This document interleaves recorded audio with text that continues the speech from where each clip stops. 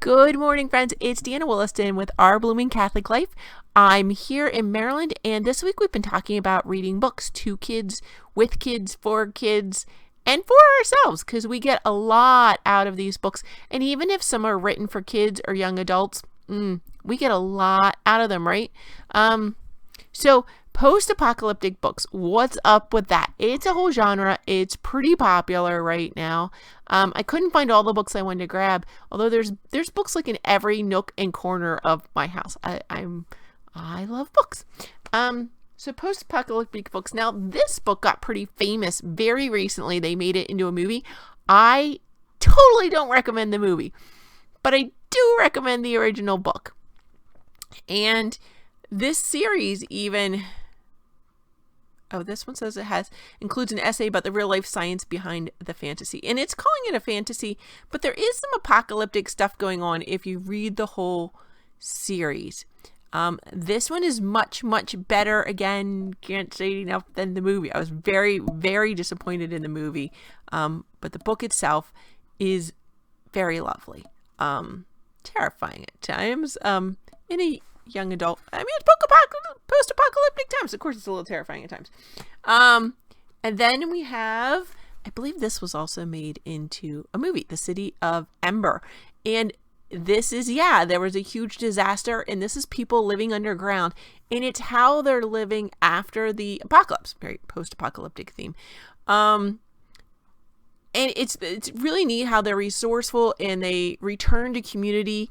And that loveliness is in there. And that's why I really love this book. You see the resourcefulness of the people, but also they get kind of complacent at time. And it's hard to leave what you know. Even when what you know is failing, it's hard to leave it. And it's one of the reasons I love this book, because sometimes you may have faulty theology, right? And you hear a lot of times about some very learned Protestants, and they're studying the Bible and they're going back to the original Greek roots, right?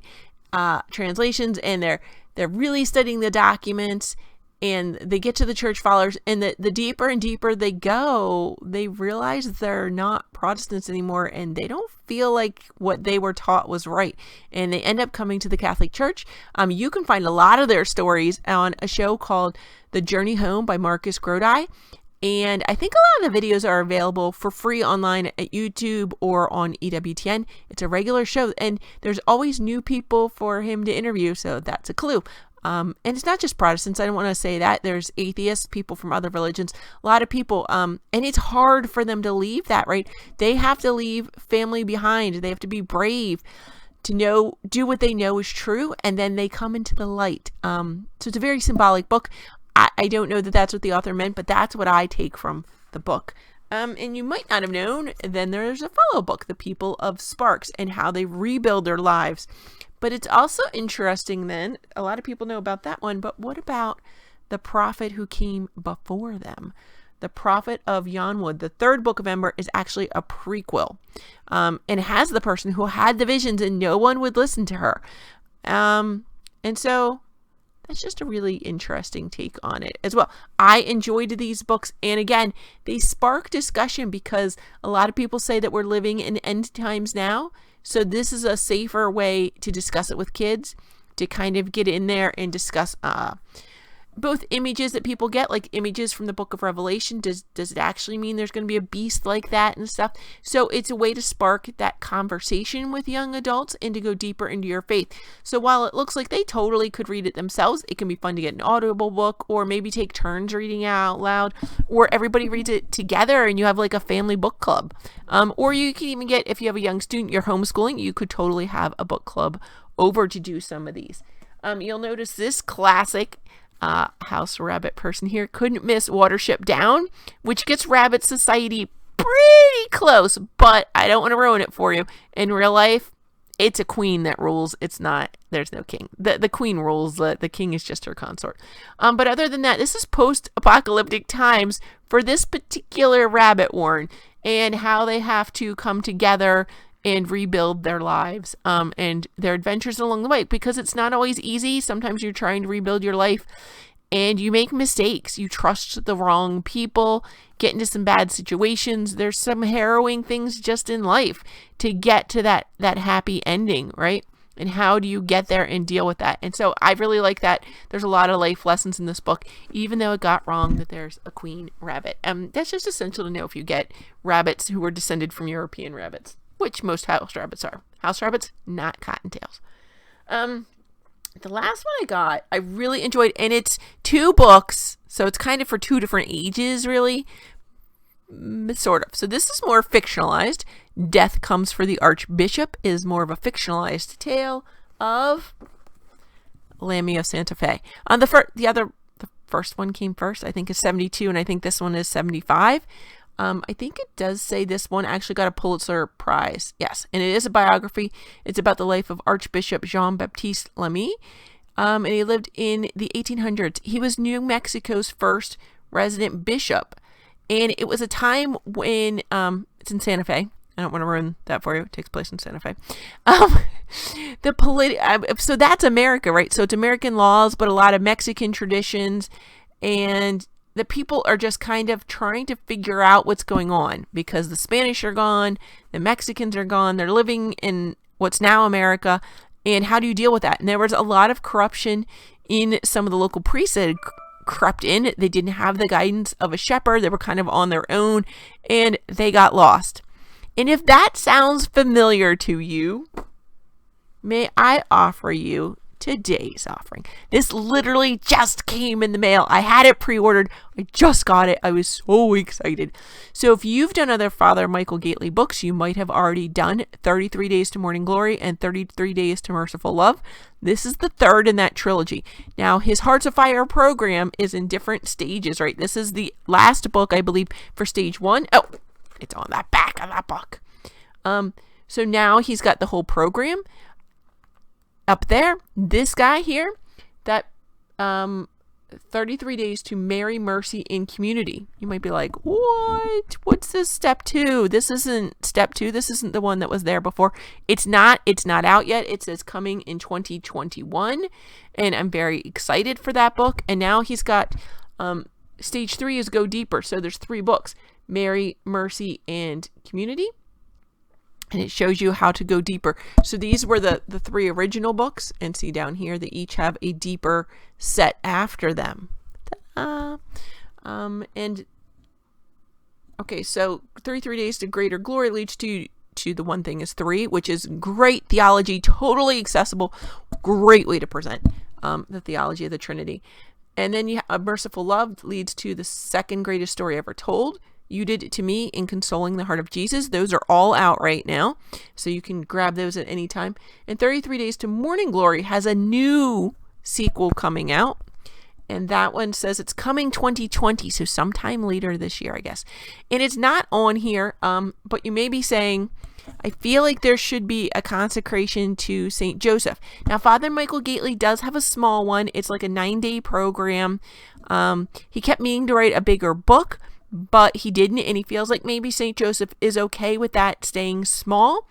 But if you know, his brother, priest Father Don Calloway, did come out with a consecration to St. Joseph. So you can also grab that and include that. I don't know that they're the same order. I don't know that it's mentioned to put it here. I don't know. I don't know what's up with that. That's not my business. But there is that one. So if that's natural for you to go, he says it's natural to do a consecration to St. Joseph or to study St. Joseph more. So you can grab Father Don Calloway's book. I don't have that now, and I'm going in order. So here I have 33 Days to Greater Glory.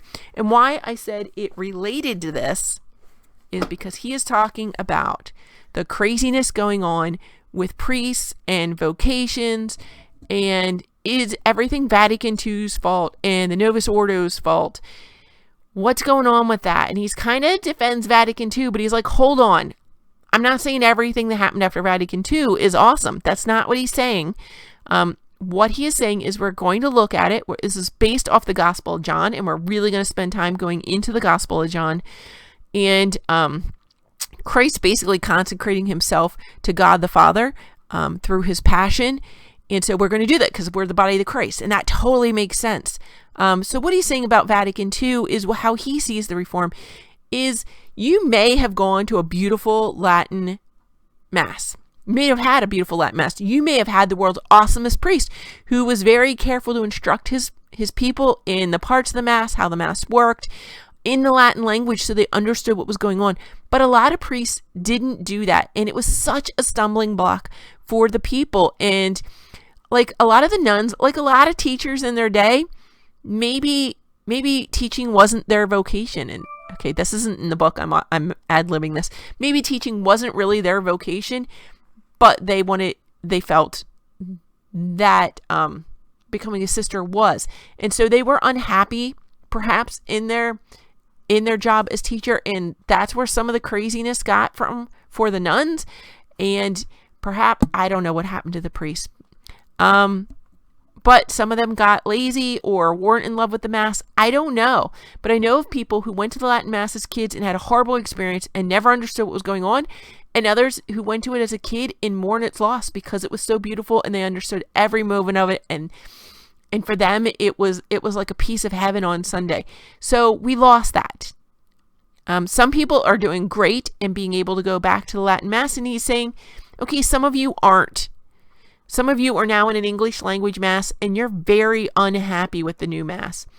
It was meant so that you could understand it better, but it wasn't implemented well. So let's do these studies. Let's get in there and look at them.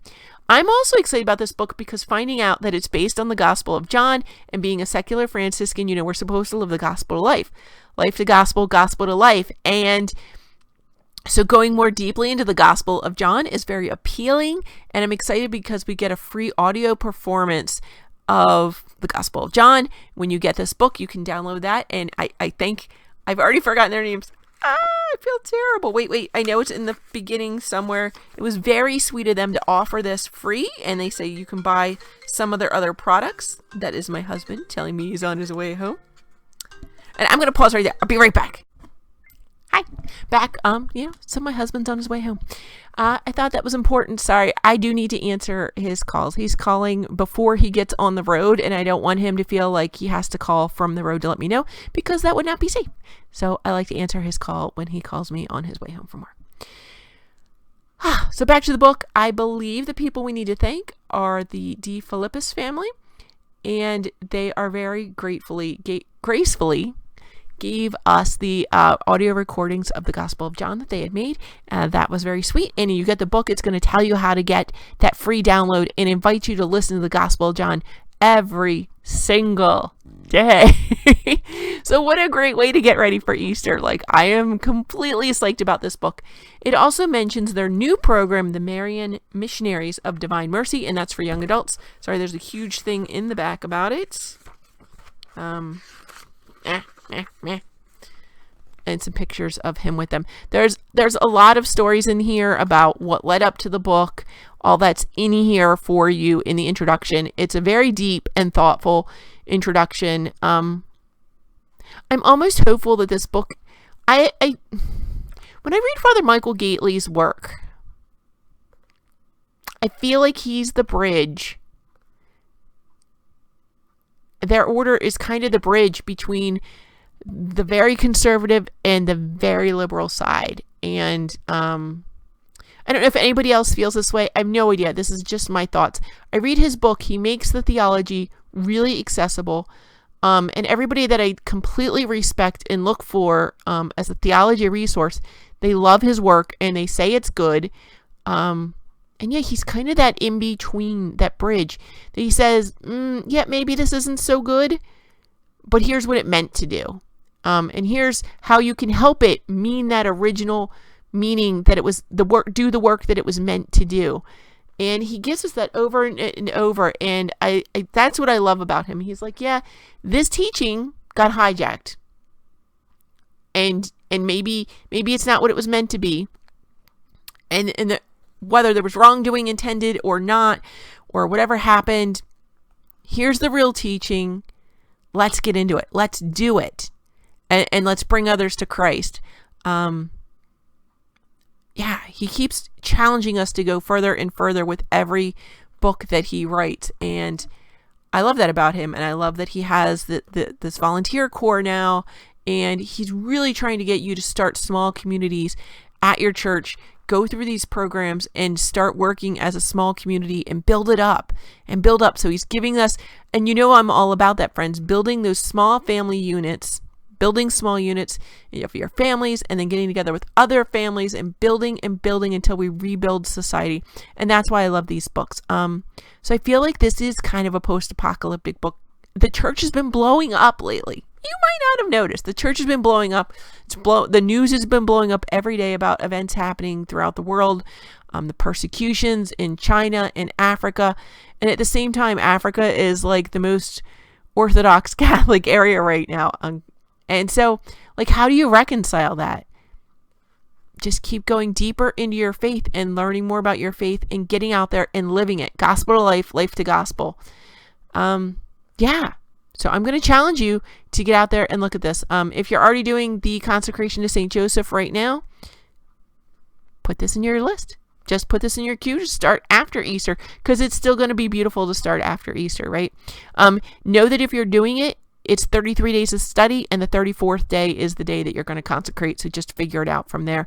And of course, the best way to do this would be to end up in the Passion of Christ. But if you can't do that, end it on a Sunday, because Sundays are, so that would work. That's all that I have for you today. I was just so excited that the book came in time. Oh, I was so excited. I was dancing all over the house. I was so excited. My friends already have their copies that I ordered for them. And we're just so excited and feeling so blessed by these books. So friends, I hope you've enjoyed this series on literature. Again, if you've got any other books or comments, please, put them in the comments down below. Otherwise, if you want this video to get out to people, absolutely, you share it yourself. But don't forget to like, share, and subscribe and watch some of my other videos. And YouTube will know that this is a decent video and channel and will help get the message out. But it needs you to know that you're enjoying them. Okay, friends, so God bless you. Pray for me. I'm praying for you. I really hope that this is going to bear fruit for you. And don't forget, if you're doing the 90s, God bless you. Keep with it. Amen. Bye, friends.